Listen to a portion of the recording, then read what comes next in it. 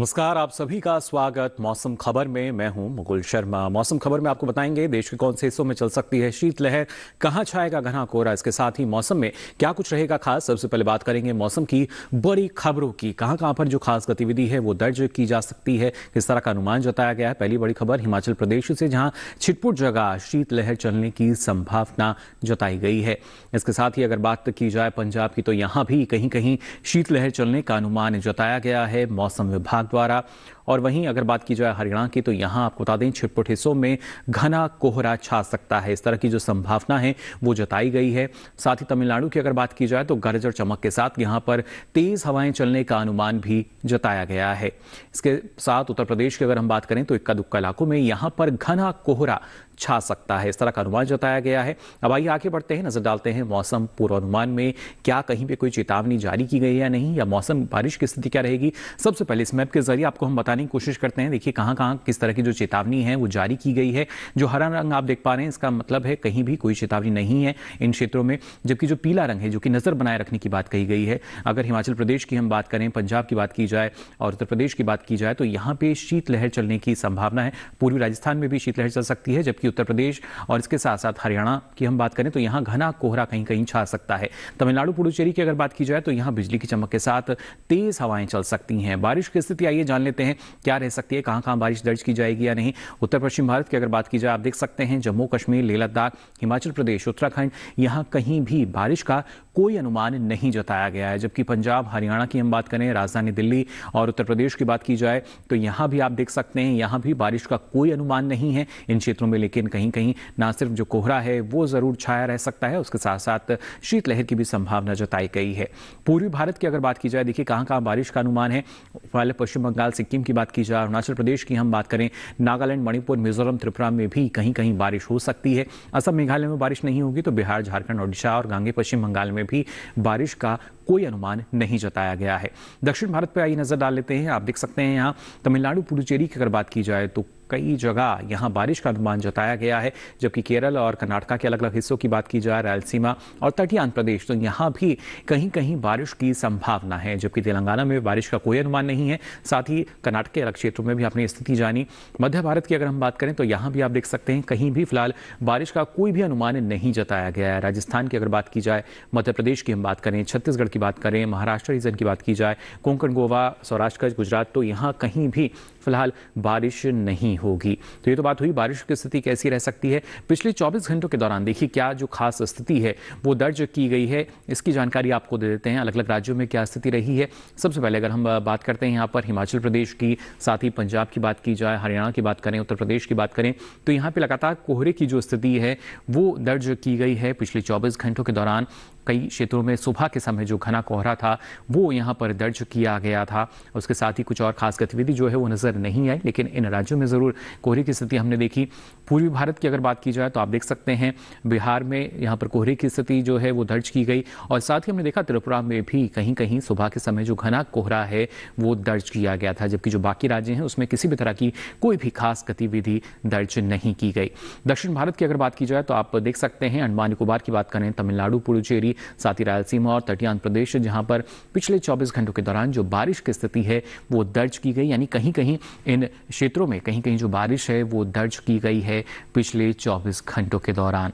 अब आइए आगे बढ़ते हैं। तो जाना आपने किस तरीके से लगातार जो परिस्थितियां हैं वो फिलहाल बनती हुई नजर आ रही हैं, लेकिन मौसम में और क्या कुछ खास रह सकता है इसकी जानकारी आपको देंगे इस छोटे से ब्रेक के बाद। जल्द हाजिर होंगे, आप बने रहिए दूरदर्शन किसान पर।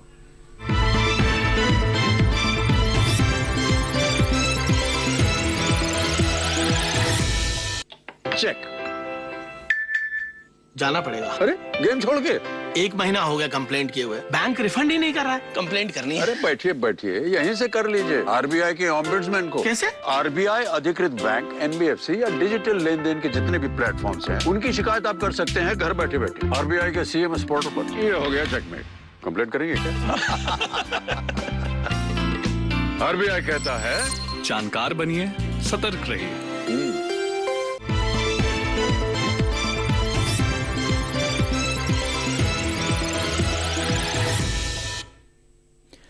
ब्रेक के बाद आप सभी का एक बार फिर स्वागत मौसम खबर में। जाना आपने देश के अलग अलग हिस्सों की अगर बात की जाए तो कहीं पे शीतलहर तो इसके साथ साथ कोहरे की जो स्थिति है वो दर्ज की गई, कहीं कहीं पे बारिश भी दर्ज हुई। ऐसे में तापमान का हाल क्या रहा है, आइए इस पे नजर डाल लेते हैं। पहले हम बात करेंगे न्यूनतम तापमान के हाल की, किस तरह का बदलाव इसमें दर्ज किया गया है। आप देख सकते हैं तेलंगाना की अगर बात की जाए तो न्यूनतम तापमान में इजाफा हुआ है, 5 डिग्री सेल्सियस ज्यादा यहाँ दर्ज किया गया है तापमान सामान्य तापमान के मुकाबले। जबकि अगर बात की जाए गुजरात की और पश्चिमी मध्य प्रदेश की तो यहाँ भी न्यूनतम तापमान में इजाफा दर्ज किया गया, 5 डिग्री सेल्सियस यहाँ भी ज्यादा रहा है तापमान सामान्य तापमान के मुकाबले पिछले 24 घंटों के दौरान।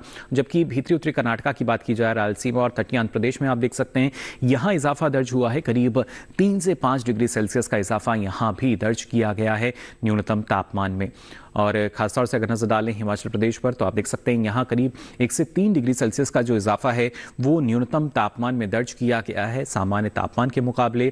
जबकि अरुणाचल प्रदेश, असम, मेघालय की अगर हम बात करें तो यहाँ भी करीब 1 से 3 डिग्री सेल्सियस अधिक दर्ज हुआ है न्यूनतम तापमान सामान्य तापमान के मुकाबले पिछले 24 घंटों के दौरान। अब आइए बात कर लेते हैं किस तरीके से सबसे कम तापमान जो दर्ज हुआ है। पश्चिमी राजस्थान के चूरू में आप देख सकते हैं 3.1 डिग्री सेल्सियस जो न्यूनतम तापमान है यहाँ पे दर्ज किया गया। और इसके बाद अब आइए रुक कर लेते हैं अधिकतम तापमान के हाल का, क्या स्थिति दर्ज की गई है। उपहिमालय पश्चिम बंगाल, सिक्किम की बात की जाए, गांगे पश्चिम बंगाल की हम बात करें तो अधिकतम तापमान में यहाँ गिरावट दर्ज की गई है, 1 से 3 डिग्री सेल्सियस की जो कमी है वो अधिकतम तापमान में यहाँ देखी गई है सामान्य तापमान के मुकाबले। इसके साथ ही अगर सौराष्ट्र कच्छ की भी हम बात करें तो यहाँ अधिकतम तापमान में एक इजाफा देखने को मिला है, 5 डिग्री सेल्सियस अधिक दर्ज किया गया है अधिकतम तापमान इन क्षेत्रों में। इसके साथ ही अगर बात की जाए खासतौर से पश्चिमी राजस्थान की तो यहाँ भी करीब 3 से 5 डिग्री सेल्सियस का जो इजाफा है वो अधिकतम तापमान में दर्ज हुआ सामान्य तापमान के मुकाबले पिछले 24 घंटों के दौरान।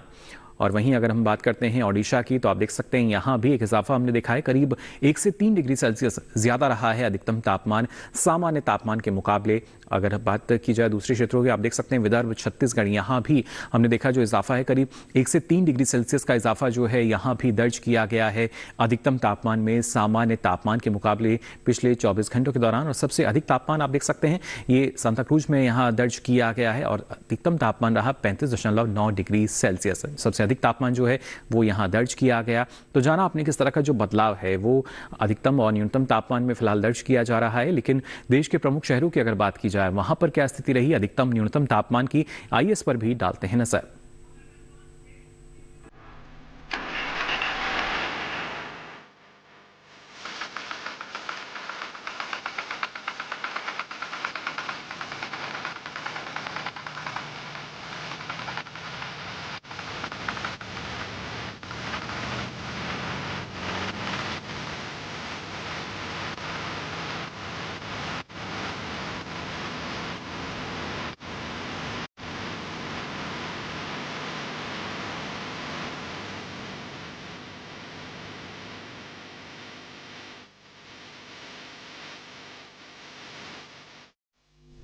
और इसी के साथ ही मौसम खबर में यहाँ वक्त तो चला एक और छोटे से ब्रेक का। ब्रेक से लौटेंगे तो आपको बताएंगे और क्या कुछ खास रहेगा मौसम में।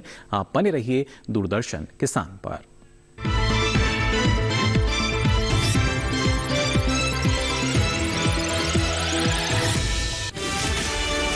ये भूमि सर्वधर्म समभाव की भूमि है। काफिरों को उनकी औकात जरूर दिखाना। आस्था का मूल्य प्राणों से अधिक होता है लुटेरे, फिर मरने के लिए तैयार हो जाओ। रूह सिर्फ हमारे रिलीजन का है, उस इंडिया का नामो निशान को मिटा देंगे। अब कोई भी मंदिर, किला या मस्जिद का निर्माण नहीं हो सकता। हमारी सहायता कीजिए, धर्म परिवर्तन करने के लिए विवश किया जा रहा है। इतने समय से हम सभी धर्मों के साथ शांतिपूर्वक रह रहे थे। अब समय आ गया है इन पशुओं को खदेड़ भगाने का, जिन्होंने धूर्तता की सीमा को पार कर दिया है। जीत या हार के लिए नहीं, हम अपने अस्तित्व के लिए लड़ेंगे।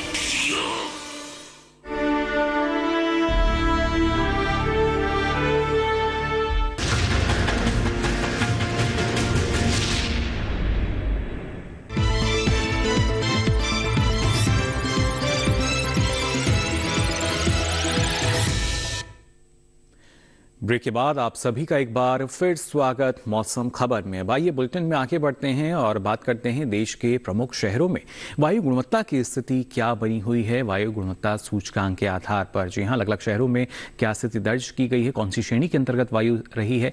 राजधानी दिल्ली की बात की जाए 358 रहा गुणवत्ता सूचकांक और श्रेणी रही खराब। आप देख सकते हैं यहाँ पर खराब श्रेणी के अंतर्गत नजर आई।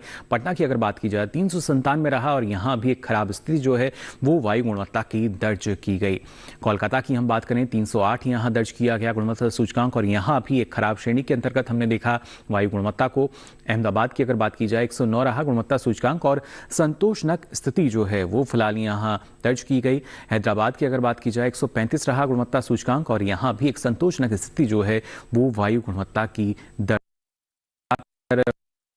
और वहाँ पे का हाल रहा है वायु गुणवत्ता।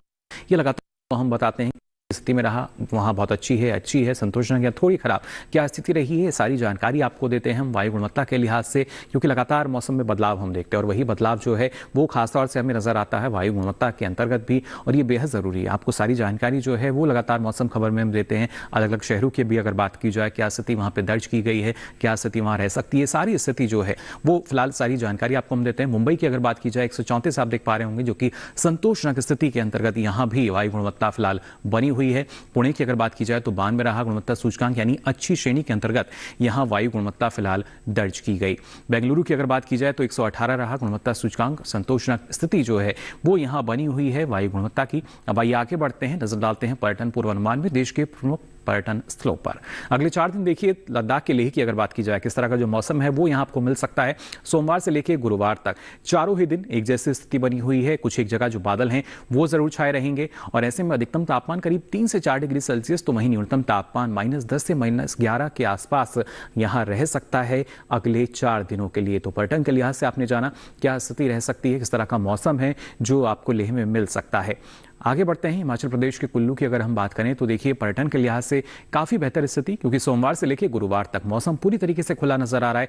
कोई भी खास गतिविधि इसमें दर्ज नहीं की जाएगी। इस बीच अधिकतम तापमान जो है करीब 21 डिग्री सेल्सियस रहेगा और वहीं न्यूनतम तापमान करीब 1 डिग्री सेल्सियस के आसपास दर्ज किया जाएगा अगले 4 दिनों के लिए। ये बेहद ज़रूरी है। अगर आप कहीं भी किसी पर्यटन स्थल का रुख करते हैं वहाँ किस तरह का मौसम आपको मिलेगा। हरियाणा के कुरुक्षेत्र की अगर बात की जाए तो यहाँ भी आप देख सकते हैं शनिवार में जो मौसम है वो पूरी तरीके से खुला हुआ नजर आ रहा है, जबकि मंगलवार बुधवार कुछ एक जगह जो बादल हैं वो जरूर छाए हुए रह सकते हैं। हालांकि गुरुवार में हम देख पा रहे हैं एक बार फिर से जो मौसम है वो बिल्कुल खुला हुआ है, कोई भी खास गतिविधि दर्ज नहीं की जाएगी। ऐसे में अधिकतम तापमान करीब 22 से 23 डिग्री सेल्सियस रहेगा तो वहीं न्यूनतम तापमान करीब 8 से 9 डिग्री सेल्सियस के आसपास बना रहेगा अगले 4 दिनों के लिए।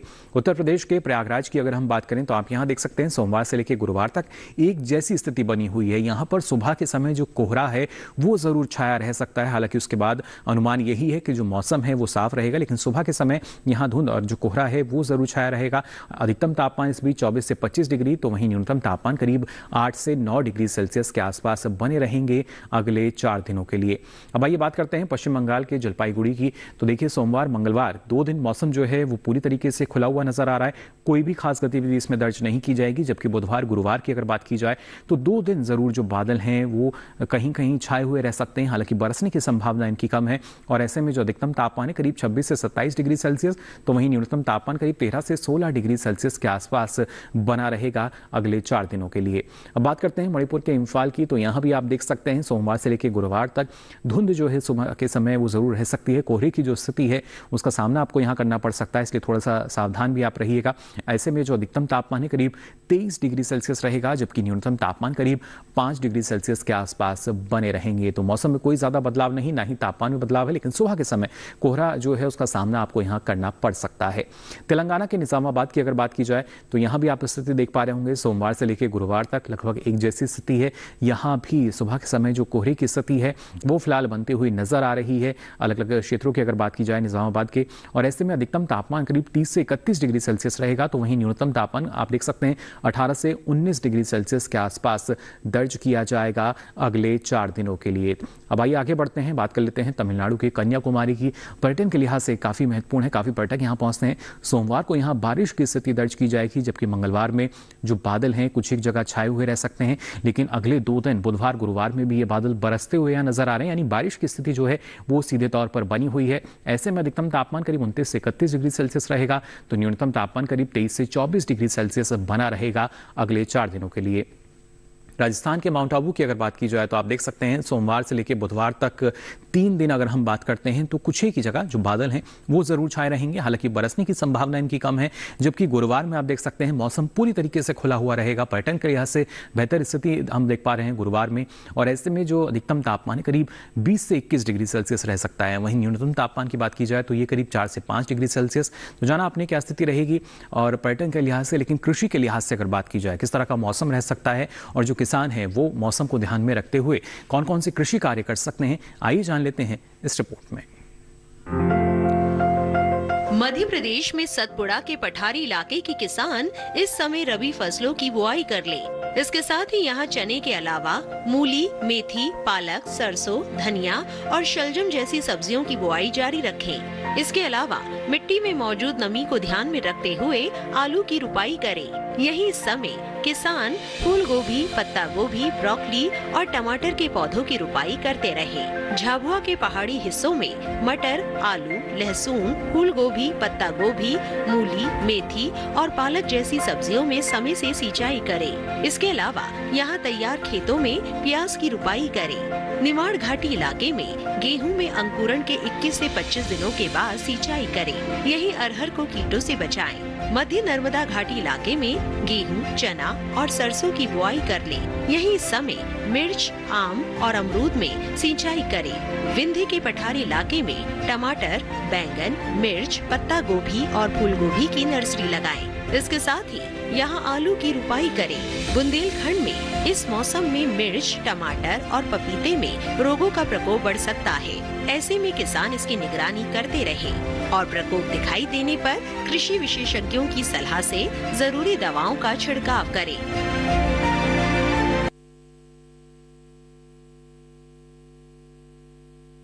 कर सकते हैं। अब आइए आगे बढ़ते हैं और आज की फसल में आपको जानकारी देते हैं बैंगन की खेती के बारे में। इस मौसम में कैसे आप इसकी खेती कर सकते हैं और इसके लिए कौन सी सावधानियां जो आपको अपनानी होंगी इस मौसम में, आइए जानते हैं इस रिपोर्ट में।